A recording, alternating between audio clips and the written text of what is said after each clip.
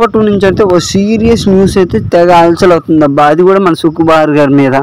ఏంటంటే ఈ పుష్ప షూట్ అయితే రీషూట్ పెట్టారంట. ఈ రీషూట్లో అయితే మన లుక్స్లో ఏమైనా చేంజ్ చేయాలనుకుంటే అవన్నీ చేంజ్ చేసి షూటింగ్ పెడితే ఆ షూటింగ్లో అయితే ఎవ్వరూ పర్ఫామ్ చేయలేదంట.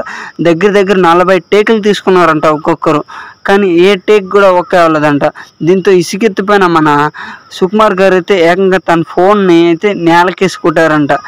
అంత ఇరిటేట్ చేసేదానికి కారణం అయితే ఈ మూవీ పైన ఇప్పుడైతే మన ఆంధ్రాలో కానీ ప్రతి దగ్గర నెగిటివిటీ ఎక్కువైపోయింది ఫ్రెండ్స్. అందువల్ల ఈ మూవీకి అయితే తెగ ట్రోలింగ్ కానీ మన అల్లు అర్జున్ గారిని అయితే యూట్యూబ్లో కానీ ఇన్స్టాగ్రామ్లో అయితే ఏకిపారేస్తున్నారనే చెప్పాలి.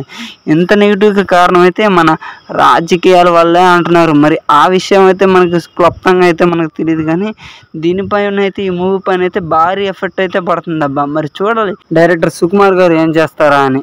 మరి ఈ మూవీ పరిస్థితి ఏమవుద్దో ముందు చూడాలి. మరి వాళ్ళు అన్నట్టు 15నే రిలీజ్ చేస్తారో లేకపోతే టైం పట్టుద్దో మరి వెయిట్ అండ్ సీ. మీకు ఈ వీడియో నచ్చినట్లయితే దయచేసి లైక్ అండ్ సబ్స్క్రైబ్, పక్కనే ఉన్న గంట సింబల్ని ఆన్లో పెట్టుకోండి ఫ్రెండ్స్.